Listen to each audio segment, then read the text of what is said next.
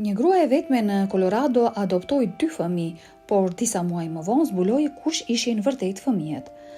A do të ndryshojë kjo jetën e saj? Eja të zbulojmë së bashku, por fillimisht pëlqeni videon dhe abonohuni në kanalin ton. Mos haro të aktivizosh edhe zile që të mos humbasësh historitë tona emocionuese. Katie jetonte në Colorado dhe sapo ishte divorcuar nga bashkëshorti i saj. Ajo ishte në të 30-tat dhe si shumice e grave dëshironte të kishte fëmijë, por nuk mendonte se kjo dëshirë do të realizohej. Ajo po kalonte një periudhë të vështirë pas divorcit dhe nuk e dinte se cili do të ishte hapi i saj i radhës. Megjithatë, ajo nuk kishte humbur shpresat për të realizuar ëndrrën e saj. Për një fillim të ri, Katie u zhvendos nga Alabama në Colorado dhe filloi punë në industrinë e tregtisë. Ajo gjithashtu bleu një shtëpi që kishte nevojë për rinovim, të cilën vendosi ta bënte vetë. Edhe pse rinovimi do t'i kushtonte shumë, ajo e dinte se kishte marrë vendimin e duhur. Shtëpia kishte 4 dhoma dhe Katie jetonte vetëm, gjë që e bënte të ndihej sikur diçka mungonte në jetën e saj. Ajo e dinte se mund të bënte diçka për këtë ndjesi, por po e merrte me ngadalë që të bënte zgjedhjen e duhur. Gjatë kohës së lirë, ajo merrej me rinovimin e shtëpisë, por kjo nuk i jepte atë përmbushje që kërkonte në jetën e saj. Ajo kishte menduar se blerja e një shtëpie dhe një punë e re do t'i jepnin guxim dhe një perspektivë të re në jetë, por asnjëra nga këto nuk ishte mjaftueshme. Edhe pse gjithmonë kishte dashur të kishte fëmijë, Katie përballej me probleme të fertilitetit. Duke qenë në të 30-tat, ajo filloi të kërkonte mundësitë e tjera për t'u bërë nënë dhe kështu i lindi ideja për t'u regjistruar si një nën kujdestare për fëmijët që kishin nevojë për kujdesje. Ajo donte shumë fëmijën dhe ishte emocionuar për mundësinë që një ditë të adoptonte vetë një fëmijë. Edhe pse ndihej pak nervoze, mendimi që mund ta realizonte këtë dëshirë i ngrohte zemrën. Ajo ishte bindur se kjo ishte thirrja e saj në jetë. Në ditën e nënës, Katie vendosi të fillonte këtë udhëtim të ri duke plotësuar formularët për të qenë nën kujdestare dhe kishte një ndjenjë të mirë për këtë hap. Ky ishte vendimi që do të ndryshonte jetën përgjithmonë. Jo shumë kohë më pas, në shtëpinë e saj filluan të vinin fëmijë që kishin nevojë për kujdesje. Ishin fëmijë që jo vetëm kishin mbetur jetim, por edhe që kishin kaluar trauma të mëdha. Pasi ndëgjonte historitë e tyre, Katie ishte gjithmonë e gatshme që t'u jepte ndihmë. Brenda një viti, ajo kishte nën kujdes 4 fëmijë dhe dëshira për të adoptuar një fëmijë vetëm s'arritej. Ajo donte të qenit nën kujdestare, por dëshironte më shumë, dëshironte të bëhej një nën e përhershme. Nuk i duhej të priste gjatë për të realizuar këtë dëshirë, pasi mori vendimin për të adoptuar. Ajo lajmëroi organizatën përkatëse dhe pas vetëm 2 javësh mori një telefonat që do të ndryshonte jetën. E telefonuan për një fëmijë që ishte braktisur nga nëna e tij biologjike në një spital të afërt. Fëmia ishte vetëm 4 ditësh, por Katie e dinte se donte ta merrte atë fëmijë. Atë natë, ajo u lut me zemër që të bëhej nëna e këtij fëmije. Dhe jo shumë kohë më pas, Katie mbante në krahët e saj djalin e vogël. Ajo kishte bërë kujdesjen më parë për një fëmijë 14 ditësh, por ky fëmijë ishte shumë më i vogël. Megjithatë, kjo nuk kishte rëndësi për të. Ai kishte nevojë për ndihmë dhe ajo ishte e gatshme që ta jepte atë. Ajo u ndjej shumë e trishtuar që fëmia ishte braktisur, por ky nuk ishte problemi më i madh. Mjekët zbuluan se në sistemin e fëmijës kishte gjurmë drogash, por pas disa testeve, Katie u qetësua kur mësoi se drogat nuk do të kishin efekte afatgjata për të. Katie vendosi t'i përkushtoi plotësisht saj dhe zgjodhi një emër shumë të bukur për të, Grayson. Grayson ishte emri i saj i preferuar për një djalë. Ajo ndjeu një lidhje të fortë me Graysonin që nuk mund ta shpjegonte. E donte atë dhe ndihej sikur ai ishte fëmia i saj.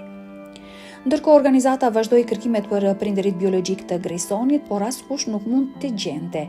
Katie adoptoi Graysonin zyrtarisht kur ai ishte 11 muajsh dhe po priste me padurim të ardhmen me të birin e saj. Grayson kishte nevojë për shumë kujdes për shkak të drogave në sistemin e tij dhe Katie gjithmonë ishte pranë tij. Por ajo ende nuk ndihej e plotësuar, kështu që kur Grayson ishte 18 muajsh, ajo vendosi të adoptonte edhe një fëmijë tjetër. Ajo donte një familje më të madhe, por ndërkohë siguroi që djali i saj të merrte kujdesin e duhur.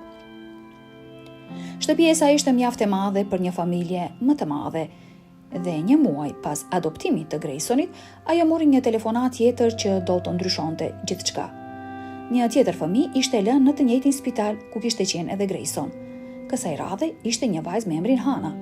Katie ndjeu menjëherë se edhe këtë fëmijë duhej ta ndihmonte. Ashtu si Grayson, edhe Hana kishte gjurmë drogash në sistemin e saj. Sa çudi. Katie e dinte që Hana kishte nevojë për ndihmën e saj, por po mendonte edhe për djalin e saj. Pasi bëri disa telefonata, ndjenja e saj e brendshme i thoshte të ndihmonte Hanën. Ishte një ndjenjë e çuditshme që nuk mund ta largonte, ndaj vendosi ta merrte edhe Hanën.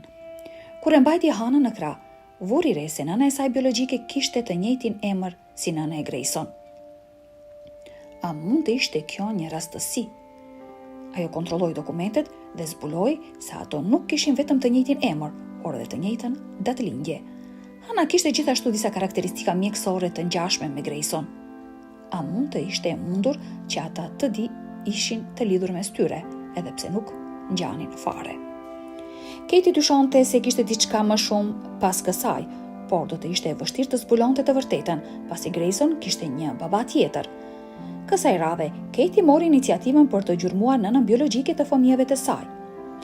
Pas muajsh kërkimesh, ajo arriti të kontaktonte me nënën biologjike të Hanës, dhe kur e pa, e kuptoi menjëherë se ishte nëna e Graysonit. Si mund të ndodhte diçka e tillë? Gjatë bisedës, nëna biologjike i tregoi për Graysonin që e kishte lënë në spital. Katie gjithashtu vuri re se Grayson ngjante me të. Pas këtij takimi, ajo i tregoi organizatës gjithçka që kishte mësuar për nënën dhe fëmijët e saj. Tani gjithçka tregonte se ata ishin të lidhur, por vetëm një test gjaku mund ta vërtetonte këtë me siguri. Sigurisht, rezultatet e testit të ADN-s treguan se Grayson dhe Hana kishin të njëjtën nënë. Ata ishin vëlla dhe motër. Katie mbeti e mahnitur që fati kishte bërë që ajo të ndlidhte këta dy fëmijë në të njëjtën çati. A ishte kjo vërtet një mrekulli? Katie ishte impresionuar nga fati i saj dhe ndjente një lumturi të pamazë.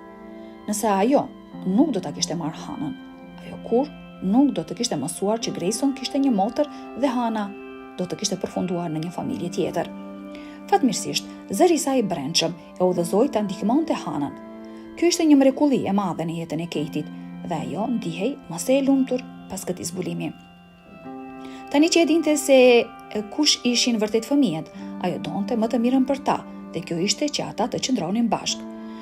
Nuk kishin ardhur bashkë pa një arsye, dhe ajo nuk donte që ata të ndaheshin.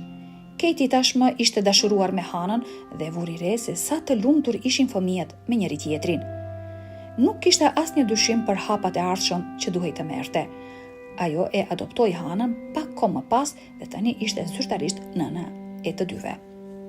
Kjo ishte e mrekullueshme. Katie më në fund ndjehej e plot dhe nuk mund ta shprehte lumturinë dhe gëzimin e saj me fjalë.